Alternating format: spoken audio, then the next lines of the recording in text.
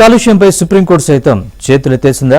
Pollution తగ్గించేందుకు తమ దగ్గర ఏమైనా మంత్రదండం ఉందా అని సర్వోన్నత న్యాయస్థానం ఎందుకు ప్రశ్నించింది? అసలు దేశ రాజధానిలో పొల్యూషన్ తగ్గించడం సాధ్యమేనా?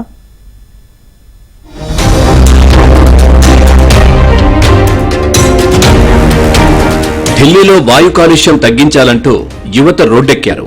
జంతర్ మంతర్ దగ్గర ధర్నాలు చేశారు. న్యాయబద్ధంగా ధర్నా చేస్తున్న వారిని ఢిల్లీ పోలీసులు ఈడ్చిపడేశారు తప్ప అసలు సమస్యకు ప్రభుత్వం పరిష్కారం చూపలేదు. ఢిల్లీలోని చాలా ప్రాంతాల్లో IQI 400 పాయింట్లు దాటేసింది.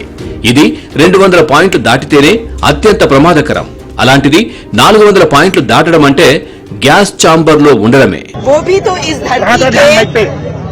नागरिक है, ये भी इस देश के नागरिक. अगर हम बोलते हैं वसुदेव कुटुंबकम, तो ये किस तरीके का वसुदेव कुटुंबकम है कि सिर्फ इंसान को हक है जीने का, और वो भी कोई रूल्स नहीं, कोई लॉज नहीं, कोई कुछ नहीं, कोई सुनवाई नहीं तक. पोल्यूशन तो बहुत है. मैं तो अभी परसों ही रात में US से आई हूँ, फिलाडेल्फिया से, और बाहर निकलते ही बहुत ज़्यादा, मुझे इतनी उम्मीद नहीं थी कि इतना बुरा हाल हो जाएगा. हमने मास्क खरीदा तुरंत और तब से मास्क लगा के घूम रहे हैं. और कल बाई चांस मास्क नहीं था तो इतनी ज़्यादा खांसी शुरू हो गई. बच्चे भी हैं मेरे साथ, तो बहुत ज़्यादा खांसी होने लगी उनको भी. तो कुछ तो करना चाहिए सरकार को. क्यों ऐसा हो रहा है दिल्ली में कि इतना పొల్యూషన్ है? ఇప్పుడున్న పరిస్థితుల్లో ఢిల్లీలో ఒక్క రోజు ఉండడం అంటే 16 నుంచి 20 సిగరెట్లు తాగుతున్నట్లే లెక్క. అంత వాయు కాలుష్యం ఉంది.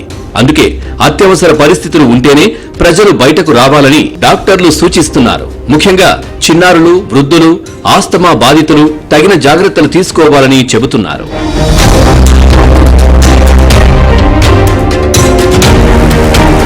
హస్తినాలో వాయు కాలుష్యం సంక్షోభాన్ని పరిష్కరించడానికి ఏదైనా మంత్రదండం ఉందా అని సుప్రీంకోర్టు ప్రధాన న్యాయమూర్తి జస్టిస్ సూర్యకాంత్ వ్యాఖ్యానించారు.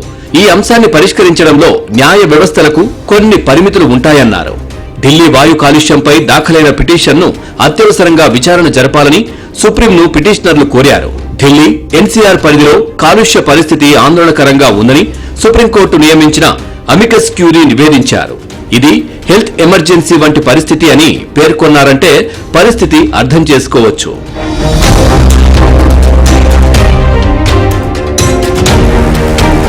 వాయు కాలుష్యాన్ని నియంత్రించడానికి గతంలో ఎన్నో కమిటీలు నియమించారని, అయితే వాటి పనితీరు కాగితాలకే పరిమితమైందని అభిప్రాయపడింది సుప్రీంకోర్టు. నిరంతరం అప్రమత్తత, పర్యవేక్షణతోనే కాలుష్యం అదుపులోకి వస్తుందని సర్వోన్నత న్యాయస్థానం తెలిపింది. ఆంక్షలు అమలు చేయాలన్న వాదనను తోసిపుచ్చింది.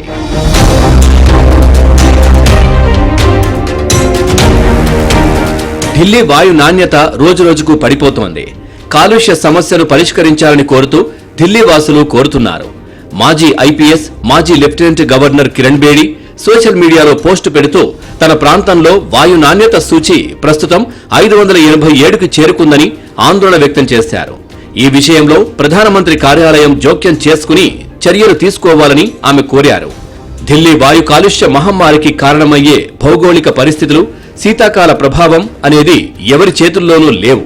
అంతర్రాష్ట్ర సమన్వయంతో పరిష్కరించడం పూర్తిగా సాధ్యమేనన్నారు కిరణ్ బేడి. పంట వ్యర్థాల దహనం, నిర్మాణ పనుల దుమ్ము, ధూళి, వ్యర్థాల దహనం, కర్బన ఉద్గారాలు మరెన్నో అంశాలపై సమర్థమైన నిర్వహణ వంటివి చేపట్టాలని కోరుతున్నారు జనం. When you're talking political will, consequences of this power affect political will.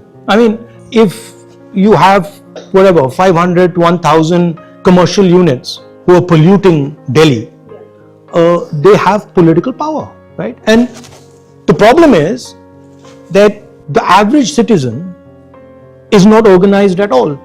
So he has no political power. You already have a choice in terms of dealing with air pollution that many people in India don't have. You can go to the doctor. Yeah. Right? So there are many people who I meet who say my kids, yes, they said done. Delhi చుట్టూ thermal విద్యుత్ ఉత్పత్తి ప్లాంట్లు ఎక్కువగా ఉన్నాయి. ఢిల్లీలో పిల్లల్ని schools కు పంపాలంటేనే జనం భయపడుతున్నారు. ఢిల్లీ లాంటి నగరాల్లో ఎలక్ట్రిక్ వెహికల్స్ ను ప్రోత్సహించాలి. పరిశ్రమలను దూరంగా తరలించాల్సిన అవసరం ఉంది. శీతాకాలం ఢిల్లీ లాంటి నగరాల్లో నిర్మాణాలను ఆపేయాలి. హర్యానాలో వ్యవసాయ వ్యర్థాలను కాల్చివేయడం ఆపేయాలి. పచ్చదనాన్ని ప్రోత్సహించాలి.